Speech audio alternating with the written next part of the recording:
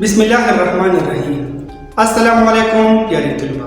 हमारे आज के लेक्चर का मौजू है कहानी नवीसी, यानी हम आज कहानी के बारे में पढ़ेंगे, यानी वो कौन सी ज़रूरी लवाज़िमात है यानी जिसे कहानी लिखते वक्त जहन में रखना चाहिए। कहानी चूँकि गुजरे हुए ज़माने का वाक़या होता है, इसलिए इसे हमेशा माज़ी के सिगे में बयान किया जाता है। कहानी किसी हाके और प्लाट पर लिखी जाती है और आखिर में सबक या नतीजा अहस किया जाता है। मिसाल के तौर पर आप वालिदैन की नाफरमानी पर कहानी लिखना चाहते हैं। अब इस कहानी का प्लाट यानी ढांचा और हाका जितना मजबूत और अच्छा होगा, वो कहानी उस कदर उम्दा होगी। हम सब ने देखा है कि मकान प्लाट यानी ढांचा पर ही तामीर होता है। अगर आपका प्लाट डिफेंस में है और महली वक़ूअ अच्छा है तो मकान भी उम्दा तामीर होगा। लेकिन अगर आपका प्लाट भी बेकार जगह पर है, महल्ली वक़ूअ भी सही नहीं है, तो मकान भी ख्वाह आप उस पर जितनी भी मेहनत कर ले अच्छा नहीं बनेगा। कहानी में मालूमात, तनाज़ुर, उसलूब, मंजरकशी, डायलॉग, मुकालिमा सब ही कुछ होता है। कहानी में तिकरार को अच्छा नहीं समझा जाता। अल्फाज की तिकरार से बचने के लिए मुतरादिद अल्फाज का इस्तेमाल करें। इसमें ज़ाहिर को दूसरी मर्तबा लाना हो तो नाम दोबारा लाने के बजाय इसमें ज़मीर दोबारा लाएं। मिसाल के तौर पर जब आप कहना चाहें समंदर के बहुत से फ़वाइद हैं, इसकी आबी हयात खुश्की में रहने वालों के लिए बेहतरीन ग़िज़ा है, तो यूँ ना कहें समंदर की आबी हयात। समंदर की लफ्ज़ की जगह इसमें ज़मीर उस ले आई। कहानी ना तो इतनी लंबी हो कि पूरी किताब बन जाए और ना ही इतनी मुख्तसर हो कि एक पैराग्राफ लगे और बात मुकम्मल ना हो। जानदार और अच्छी कहानी के लिए इन चीज़ों का होना ज़रूरी होता है। इब्तिदा में छोटे छोटे समाजी और अखलाकी मौज़ूआत पर कहानी लिखने की कोशिश करें, फिर रफ्ता रफ्ता हर मौजू पर लिखते जाए। ये बात दुरुस्त है कि शुरू में अज़हद तबज़ात कहानी लिखना और कहानी का तसलसल बरकरार रखना मुश्किल होता है, इसलिए हाके की मदद से कहानी लिखने की मशक़ करें। कहानी लिखते वक्त ये हिदायत हमें जहन में रखनी चाहिए। कहानी का ताल्लुक़ चूँकि गुजरे हुए ज़माने से होता है, इसलिए कहानी को हमेशा से माज़ी में लिखना चाहिए। कहानी लिखते वक्त वाक़ियात की तरतीब का ख्याल रखें। आगे की बात पीछे और पीछे की बात आगे ना लिखी जाए। कहानी के 3 हिस्से होते हैं, आगाज़, नुक्ता उरूज और नतीजा। इनकी तरतीब का ख्याल रखना चाहिए। कहानी के ऊपर उन्वान ज़रूर लिखें और कहानी से जो अखलाकी सबक हासिल होता हो उसे कहानी के आखिर में अखलाकी सबक का उन्वान देकर अलहदा लिखें। कहानी ज़्यादा मुख्तसर भी ना हो और इतनी तवील भी ना हो कि मजमून की तरह लंबी हो जाए। कहानी के मौजू से मुतालिक जो किस्सायात हों बेतकल्लुफ़ लिख देना चाहिए। ये ज़रूरी नहीं कि एक उन्वान के बारे में सिर्फ एक ही किस्सा पाबंदी से लिखा जाए। अलबत्ता मौजू और किस्से की मुनासिबत और मुताबिकत ज़रूरी है। अगर कहानी का उन्वान कायम करना हो तो उसके वाक़यात और नतीजे को जहन में रखकर कोई मुनासिब उन्वान लिख देना चाहिए। कहानी को दिलचस्प और मुअस्सर और दिलनशीन बनाने की कोशिश करें। हाके से कहानी मुकम्मल करनी हो तो सिर्फ खाली जगहों को पूरा कर देना काफ़ी नहीं, बल्कि दी हुई इशारात को पिलाकर कुछ अपनी तरफ से इजाफा करें ताकि कहानी एक मरबूत शक्ल इख्तियार करें। ये तो थे कहानी के लवाजिमात, यानी कहानी लिखते वक्त हमें ये बातें ज़हन नशीन कर लेना चाहिए। अब हम बारी बारी वाइट बोर्ड पर 3 मौज़ूआत पर कहानी लिखेंगे। आप इन कहानियों को अच्छी तरह ज़हन नशीन कर लीजिए और फिर अपने अल्फाज में इन पर कहानी लिखिए। तो चलो आओ शुरू करते हैं। मौजू नंबर 1 है अंगूर कट्टे हैं। एक दफ़ा का जिक्र है कि किसी जंगल में एक लोमड़ी रहती थी। जंगल ज़रखेज़ था, इसलिए पानी पीने को कसरत से मिल जाता था। एक साल बारिश ना होने की बिना पर जंगल सूख गया। तमाम जानवर भूखों मरने लगे। जंगल में रहते हुए जिंदगी से उस्तवार रखना मुश्किल हो गया। जंगल में रहने वाले जानवर खुराक की तलाश में मारे मारे तैरने लगे। ایک دن لومڑی کو بھی بھوک نے ستایا. وہ خوراک کی تلاش میں نکل کھڑی ہوئی. چلتے چلتے وہ ایک باغ میں پہنچی. وہاں انگور کی بیلیں تھی جن پر انگوروں کے گچے لٹک رہے تھے.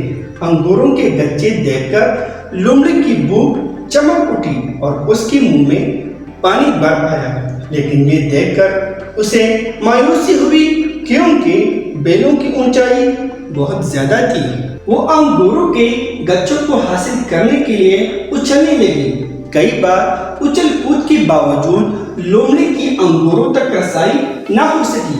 مسلسل اچھل کود سے وہ تھک چکی تھی، بھوکی بھی تھی، لیکن انگوروں کے گچے اس کی پونچھ سے بہت دور تھے. آخرکار لومڑی یہ کہتے ہوئے وہاں سے چلی کہ یہ انگور کٹے ہیں، میں انہیں نہیں کھانا چاہتی.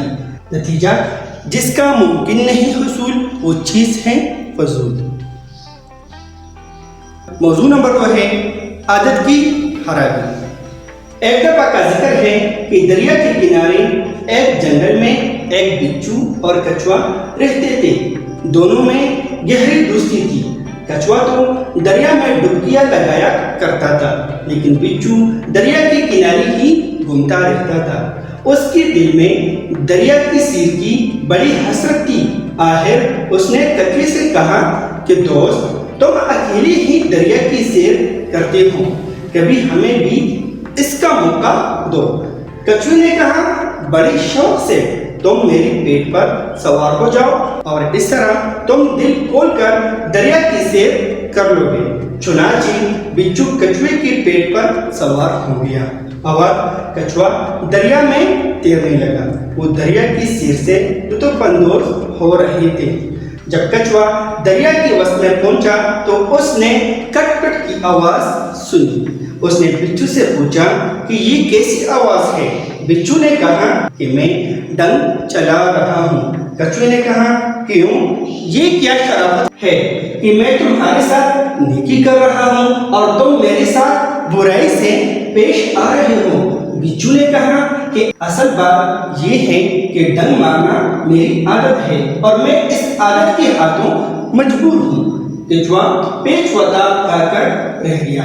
اس نے سوچا کہ بچھو کو سبق سکھانا چاہیے. اس نے بچھو سے کہا کہ میری بھی ایک عادت ہے، وہ یہ کہ میں دریا میں غوطہ لگایا کرتا ہوں. بچھو بہتیرا چلایا کہ میں ڈوب جاؤں گا، لیکن کچھوے نے ایک نہ سنی اور دریا میں غوطہ لگا دیا. بچھو دریا میں بہہ گیا اور اپنے انجام کو پہنچ گیا. نتیجہ جیسا کرو گے ویسا بھرو گے. موضوع نمبر 3 ہے ایسے کو تیسا. ایک دفعہ کا ذکر ہے کہ ایک دیہاتی شہر میں سیر و تفریح کے لیے آیا. وہ کچھ دیر ادھر ادھر گھومتا رہا. اسی دوران اسے کچھ بھوک محسوس ہوئی. وہ ایک حلوائی کی دکان پر پہنچا اور اسے مٹھائی کا آرڈر دیا. حلوائی بڑا چالاک تھا. اس نے دیکھا کہ یہ ایک سادہ لوگ دیہاتی ہے، اسے الو بنانا چاہیے. چنانچہ حلوائی نے مٹھائی تولتے وقت ڈنڈی ماری اور مٹھائی کا لفافہ دیہاتی کو پکڑا دیا. دیہاتی نے کہا کہ یہ مٹھائی مجھے وزن میں کم معلوم ہوتی ہے.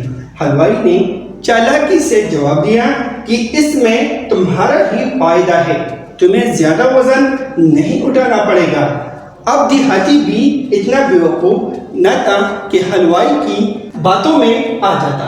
اس نے مٹھائی کے پیسے کم ادا کیے اور جب حلوائی نے اعتراض کیا کہ پیسے توڑے ہیں تو دیہاتی نے ترکی بترکی جواب دیا کہ اس میں تمہارا ہی فائدہ ہے، تمہیں زیادہ پیسے گننے نہیں پڑیں گے. حلوائی بہت شرمندہ ہوا. اس نے دیہاتی کو پوری مٹھائی تول کر دی اور دیہاتی نے بھی پورے پیسے ادا کر دی. نتیجہ جیسے کو تیسا یا ایسے کو تیسا. یہ 3 موضوعات تھے جن پر ہم نے علیحدہ علیحدہ کہانی لکھی. آپ ان کہانیوں کو اچھی طرح پڑھ لیں اور ذہن نشین کر لیں اور پھر اپنے الفاظ میں لکھنے کی کوشش کر لیں. امید رکھتا ہوں کہ یہ ویڈیو یعنی یہ لیکچر آپ کے لیے کارآمد ہوگا. اگر آپ کا کوئی سوال ہے تو آپ اس سے کمنٹس میں پوچھ سکتے ہیں۔ میں کوشش کروں گا کہ آپ کے سوال کا جواب ضرور دوں گا۔ ملتے ہیں ایک نئی ویڈیو کے ساتھ، تب تک کے لیے خدا حافظ، اللہ نگہبان۔